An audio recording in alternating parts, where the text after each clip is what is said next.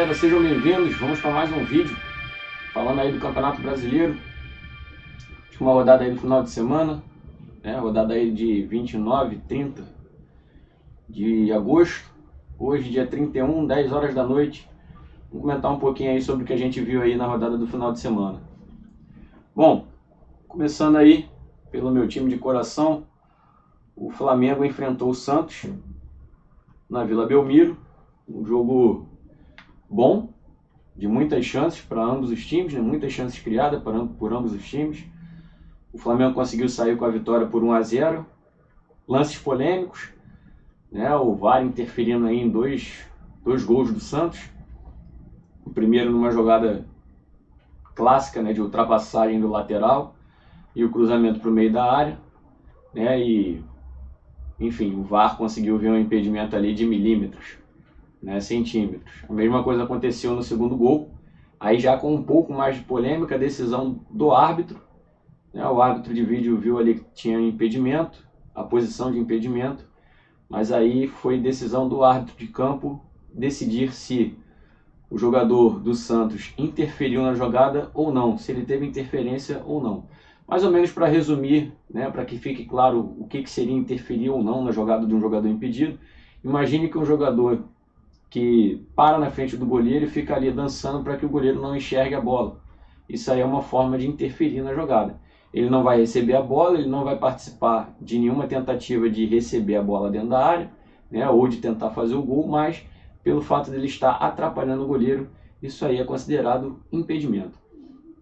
Gabigol está voltando a perder muitos gols, né, já perdeu contra o Santos, né, ali a dupla Gabigol-Bruno Henrique, o Bruno Henrique poderia ter dado o passe para o Gabigol, e num outro lance o Gabigol dá o passe para o Bruno Henrique. Teve um lance contra o Atlético Goianiense também, contra o Botafogo, mas enfim, conseguiu lá fazer o seu golzinho, depois de perder 3 chances de cara com o goleiro, né, e o Flamengo conseguiu sair com a vitória. O Michael também teve 2 chances e não concluiu. No primeiro tempo, o Diego Alves fez 3 defesas muito difíceis, chutes muito bons do time do Santos.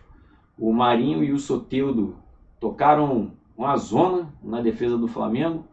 O René, que na minha opinião é um ótimo defensor, não achou nada, está procurando o Soteldo até agora. O Marinho também foi muito bem pelo lado direito, né? E achei que o Santos poderia ter explorado um pouco mais o Marinho no segundo tempo. Achei que utilizou muito pouco o Marinho, né? E usou bastante o Soteldo, né?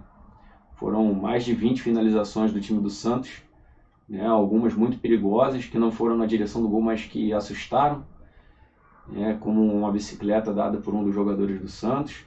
Teve uma boa, a última defesa do Diego Alves foi um belo chute do Raniel, de fora da área, a bola aqui no cantinho, o Diego Alves conseguiu fazer a defesa e acabou saindo lesionado.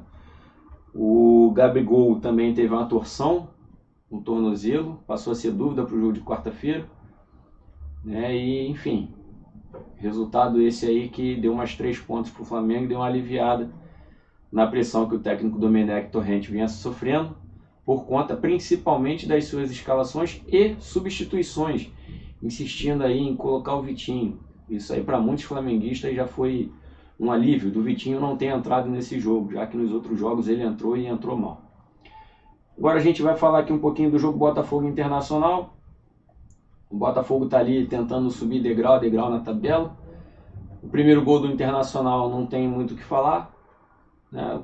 Jogada onde a zaga do Botafogo falhou, e aí, como aprendi com o grande mestre, não ter pressão no homem da bola é um dos fatores primordiais para que surja o gol para o time adversário.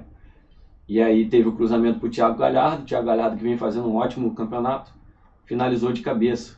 Eu achei ali que teve uma indecisão do Gatito Fernandes com os zagueiros. O Thiago Galhardo se posicionou muito bem entre os 2 zagueiros para causar dúvida, e no final das contas nem os zagueiros nem o goleiro saiu na bola e o Thiago Galhardo foi lá e fez o gol.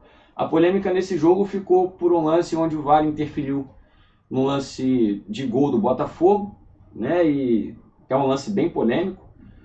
No que eu estudei pouco tempo atrás, toda a jogada do gol deveria ser revisada, e se houvesse alguma irregularidade deveria ser marcado. e houve uma falta, né? O juiz de campo no momento não marcou, e após o gol sair, o VAR informou que teve uma jogada de possivelmente falta. O árbitro consultou lá o VAR e anulou o gol, dando uma falta. E aí gerou-se polêmica, porque o tempo do momento onde teve a falta até a conclusão da jogada, houveram mais alguns passes, e aí alguns analistas de arbitragem dizem que era como se fosse uma nova jogada. Na minha concepção, não. A nova jogada começa a partir do momento ou que o time recupera a bola, ou a partir do momento em que a bola entra em jogo, né? Quando o goleirão vai lá, bota a bola em jogo, aí sim a gente tem uma nova jogada. O que aconteceu ali? A bola estava no pé do Botafogo, o jogador do Botafogo fez a falta, deixou o time do Internacional com um jogador a menos, porque o jogador ficou caído, e aí o gol saiu. Na minha opinião, foi anulado corretamente. Mas isso é minha opinião. Se você não concorda, deixa aí nos comentários. Diga aí o que você acha desse lance aí entre Internacional e Botafogo. No Clássico Carioca a gente teve Fluminense e Vasco. Foi um jogo morno, sem grandes chances. O Fluminense conseguiu algo que não havia acontecido antes, que era abrir o placar contra o Vasco da Gama. O Vasco já vinha, nessa época do Ramon, sem sair perdendo. Tomou o primeiro gol logo no início do jogo. Com 3 minutos de jogo o Fluminense fez 1-0. E a partir daí começou a gastar bola. Tocar a bola sem muita vontade de fazer o segundo gol, mas no intuito de controlar o jogo. Mérito para o Fred no segundo gol, mas eu também coloco um pouquinho na conta aí do goleiro do Vasco. Achei que ele demorou um pouquinho.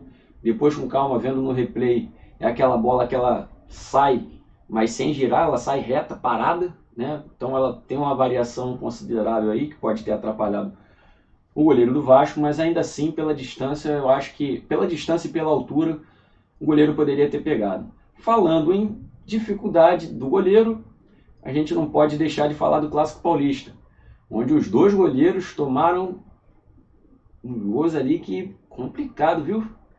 O gol do Corinthians, o primeiro gol do Corinthians no jogo foi complicado. Um chute que o jogador errou, a bola foi morrendo e mesmo assim o goleiro do São Paulo aceitou. O gol do São Paulo, o primeiro, foi uma cobrança de falta. Eu recebi um áudio depois que o Cássio reclamou que 2 jogadores saíram da barreira, né, abriram. Mas aí a gente tem que dar um mérito também para o jogador do São Paulo, que na cobrança foi meio como se fosse na intenção de bater de 3 dedos, a bola não pegou tanta curva. E talvez pelo movimento do pé, pode ser que tenha enganado o Cássio, né? O Cássio saiu para o canto e a bola entrou no meio do gol. Palmeiras e Bahia, 1-1 o jogo. Palmeiras saiu na frente e mais uma vez falha do goleiro. Meteu uma falha ali bizonha, o goleiro do Palmeiras. E aí aos 49 do segundo tempo o Bahia empatou o jogo. Fortaleza e Bragantino, o time do Fortaleza foi muito bem no jogo, 3-0, golaço do Wellington Paulista. O Coritiba conseguiu a sua primeira vitória, 1-0, gol de pênalti. Inclusive, o pênalti com pulinho do jogador do Coritiba é difícil de pegar. Lembrando aí, tempo de Henrique Dourado, o grande cobrador de pênalti, ceifador. Atlético Mineiro e Atlético Paranaense tiveram seus jogos adiados. E Grêmio e Goiás também foi adiado por conta da final aí do Gauchão. Tanto o Gauchão quanto o Mineiro foram decididos nessa última rodada. Grêmio e Atlético Mineiro saíram vitoriosos, né? Conquistaram o título. O Grêmio, na verdade, perdeu o jogo, mas tinha vantagem. E aí no placar agregado conseguiu o título. Ceará e Atlético Goianiense, tivemos mais um doce, né? O time do Ceará aproveitou a lambança feita aí pelo time do Atlético Goianiense e venceu por 2-0. Bom, esse foi um vídeo rápido, né? Eu não entrei muito em detalhes, não entrei em vídeos para fazer uma análise mais composta. Então, o que vocês acharam aí dessa primeira rodada, dessa rodada do Campeonato Brasileiro, a 6ª rodada? Deixa aí nos comentários. Não esquece de curtir e compartilhar o vídeo. Fiquem com Deus e até talvez quinta-feira. Vamos ver aí se eu consigo fazer um vídeo aí analisando os jogos de quinta-feira. Um abraço, galera. Fiquem com Deus.